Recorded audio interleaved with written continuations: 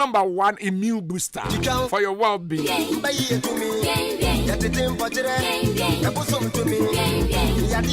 Edu tibo madam pa say obey you should be na bebo a. Say awia wu tie me a.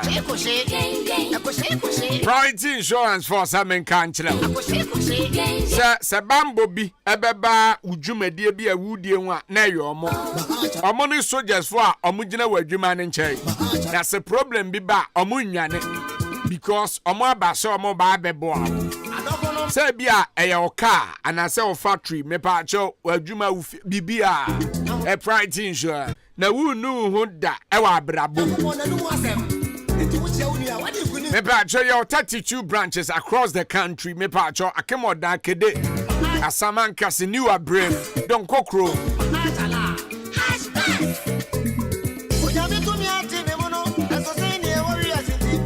and I follow the DVR office BIO Eastern Region High Womb. About Chobit Mianko Press Store. Nacha Sewako download Priority Insurance app. No, Maza, would you follow 82804 and now say 0241 636382. About Joa Kemo Daha, now after Lucy, Ewa Homa Way so 0543 516717. Priority Insurance. We are on your side. I grow better to be man. Debbie da. Me pacho besi danya e jata seme. Ubetra blocks e jata seme. Obe Prastnia e jata seme. Oba tuwa e jata cement. When you cement out the fry na eso. It is a wusi danya. Me pa chokoto cement we bi. Na fry na fire wadwuma no. Edan no ebegyina ne nan so peme. Because cement no eso te sa man. Me pa cho yo akuma boabo bompa e junction ope ye ne hectare JHS enebe. Ebia na usida anase opebie tu akwakogu cement shop anase store obetimi afre 0595 544593 anase 0594 417108. Do you know something? Say oto ye cement ni wi a ye wo car wo ho ye digum ye de akwakojaw baby a odikobia jata cement onapo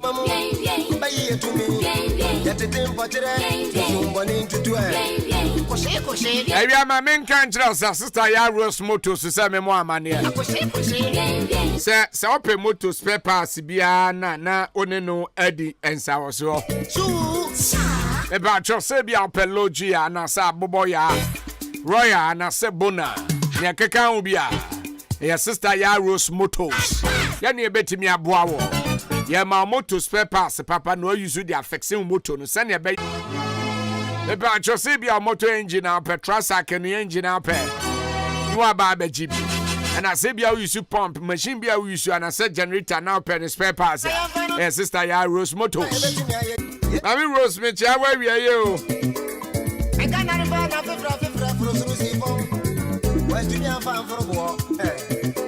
Zamson Yako is watching live from Amprobi. Accra, Meda Sebros. I say, Ahenkan Drive Time Show is live in Accra. Inside Kumasi Tanoso. Kedase.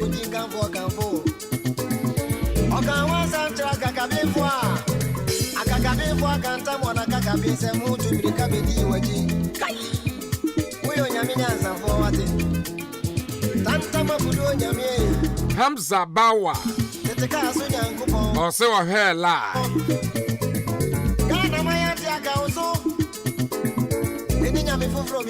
Ate for me yana makọ commercial break aba me ko ba meto aso kopem se nunsia ebebo na nunsia bonso ani apo kada se ene wo wa no pasem me nso ma no pasem Ghana for obia no pasem ya de beba ebra nunum aba pamu obi ano pa asem na asem bi a eha wo mantem obi entumi nka no aba abeka na emom o kan ne ewom sane ebe ya asem ba menka ho sika ba de a bishembi me ba sesia Mr. Opoku na upie kama iba last be malaria do na wo kire me no kama hia bi pa o enso ni do na free me team na wo hwede adwumo ha ba me sa na aha edro ni ye wa boa me aye no kura adwumo ha ba me sa obi e mama na no bia sema wo kan no obi e bo ma ba so enso nyam na ye adwumo ha ba me sa o ye brebre nya bi twa sisi ade pa sasabro ene malaria wo di no o sa ha obi na wo ntumi ni di no bo modern kɔtɔ aduro no bia me nom ye kure ni nyame anim se me da me na me ntumi na nyina se me tumi da correct na nsuo bi firi me memba na emu so keka me enu nti na me kɔdan mu a kete so agro no me ntimi ni na efi se me ti aduro nka na me to bi nom ye no ene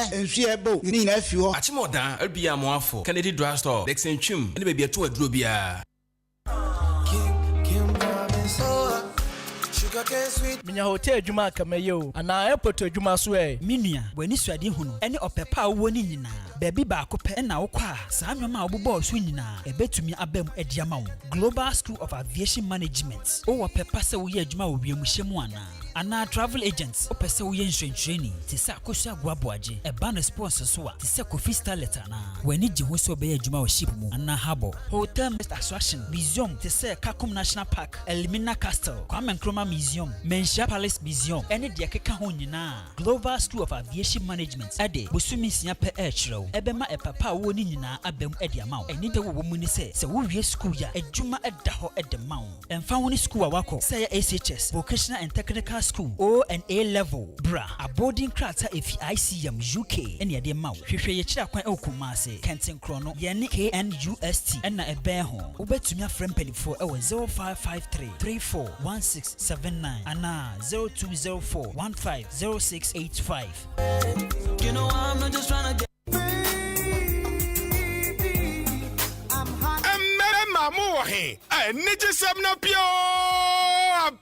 Best man capsules and yasel pajamunu ejina so pampi enyenhini no enutai no ehabama no yasai de bia ka ho amemu ayɛ de papa onum ani kyereben na bema na ekro no best man capsules eduru ageme no hwɛ me ka kyerɛ nka nkyerɛ obia me secret ni sɛ best man capsules ɛna man no num asese yensi me fam o bema bia ma ne nsanka bi sɛ usisi na yɛ oya sɛ wo premature ejaculation low sperm count obi a wo bra ansa na wadwonso prostate cancer sɛ ya syphilis gonorrhea testicular cancer and penile cancer no the new best man capsules ura baby eto no bia na ye bema bisasa ope the new best man capsules Akimoda Ochiniba Kennedy drugstore Chumesi drugstore LB Amwafo always Kede Aripel Pharmacy Martin Kumi Accra Kings Walk Herba Posh Ventures and Harrow's Herba is Child Herba Center Amwo Suhum Hamza Street and Akofa best man capsules ayasa shemu kenafo fure kradiaba say the confidence crowd peja na manwe obia to bi nkomani kunu ewo fie be ma na niji awa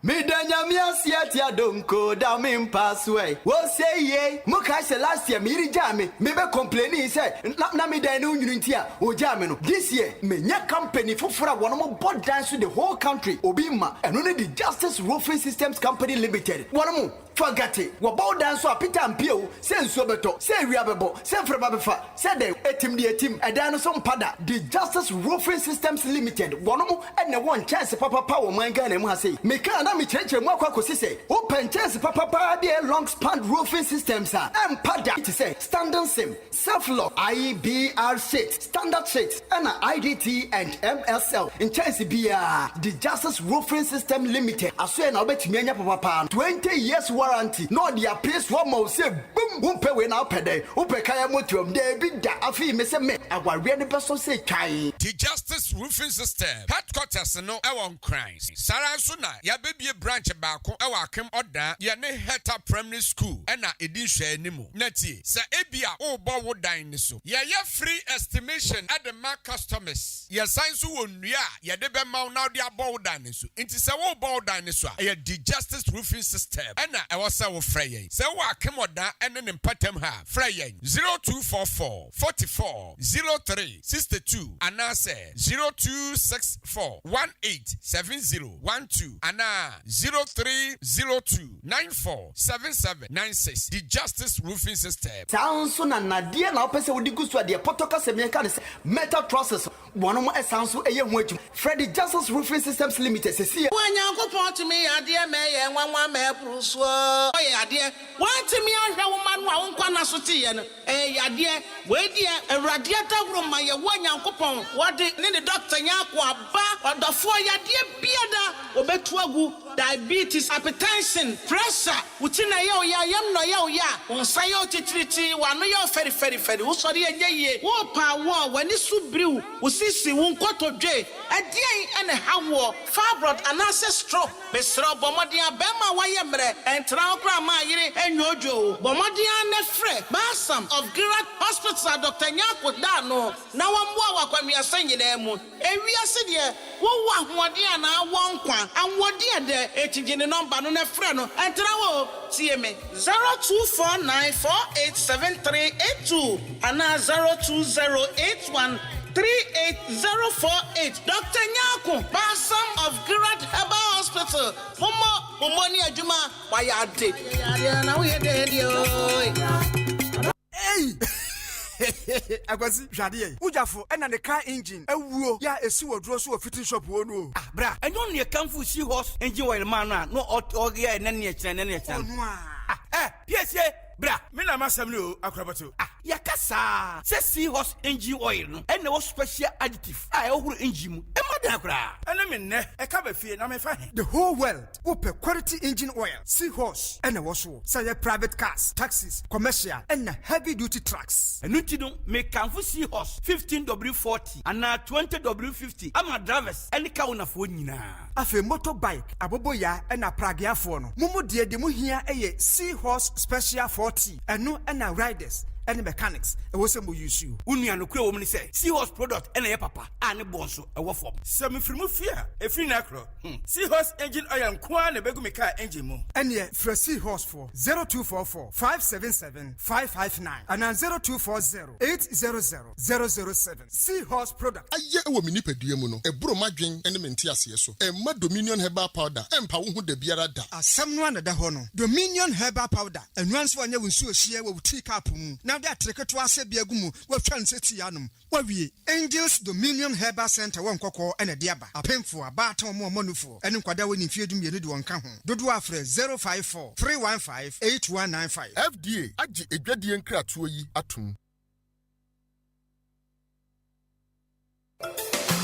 adwumayefo memamo ayiko ya ye na former way master me wa ha na nanu cement amekoto ma mo se mo fa nya adwuma no sai ana former uhu cement no oh master wunim ade papa that's right Unisam cement okofa ba ye no se wo total so se wo gba price no se wo twa blocks so se wo to blocks so ama ye adwuma ye mbre Unisam cement that's ramati so we mason we labourer we foreman na so pesa wo adwuma ye fa ya kono na gina painting dia that is the product Unisam cement your Unisam cement bi ato e wa chim dan ne mpatam ha obekọ some cheese enterprise your amantra yani Dukes filling station energy ehwani mu fly 0243 583 190 and 0540 659 865 so we amazing and now foreman na udi enipa beto cement babru 50 bags so a ye chewade free some cheese enterprise energy aba achim dan amantra yani Dukes filling station edi ehwani mu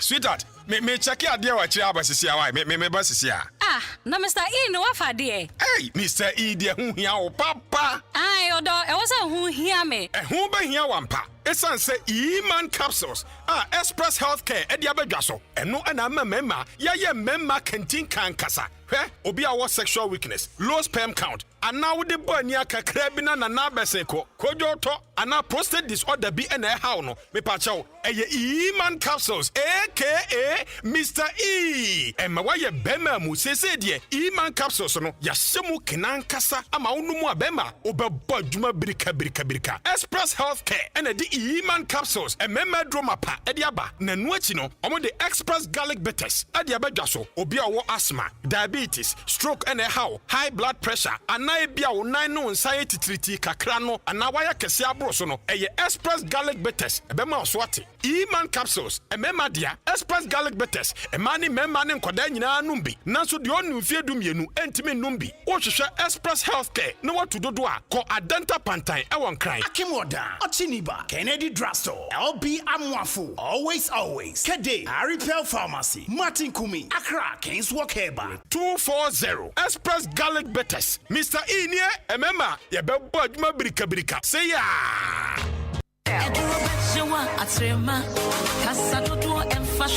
Unya me say no yale yo me di na chie me nya yale sam ye papa bi obetumi ahwe ni mogam atu ni yale na asema Monte Divine Victory Hospital Fanka amuso defo na se me yade ya me moa me hu ya na me titifia wa hu eye Divine Victory Hospital for na wonom ehwe mi o kokko wonom a abefo kwayon befa so adanda wo ma yade na hyerom atu afru ni padua mu no enwanwa OPD scanning machines a wodro theater na feso yo pemfo na wo kwa yese ne bedanda wo na antenata no wafa mu se pro Otramode sound machines, emergency ward wo ho, laboratory wo ho, pharmacy wo ho no endru abomu ma save. Divine Victory Hospital, wonom ede doctor wanwanso bi aba. Surgery ahudro nyina da woye, se bibi ato wo yafunu mu na wo hia operation tentam so ni nyina obeye hernia fibroid ni nyina da woye. Wonom ewo private ward a wonkwa obeda hodom na waje wayarehwe. Ope ayarehwe ewo fie nso a wonom ebeba. Mamiliki fila bi ntrewe wo ye opemfo na be wuria ye chewade bebre adokita fo ne nurse fo nso animu te na environment no krampo saw yade ene ma me kwaji bisia bi na me fam na meta akiri ha ho na wa moje national health insurance entitumuda eno kire mo machi kwan wai wonom ewo morning star quantempones wa chemuda ha ya na me nya telephone number bi am from 0205 040 893 0202 171 044 Divine Victory Hospital Jaria Bejane Ekwansoedo Akwaaba driver number 1 station Jawab take it easy Quiet Joe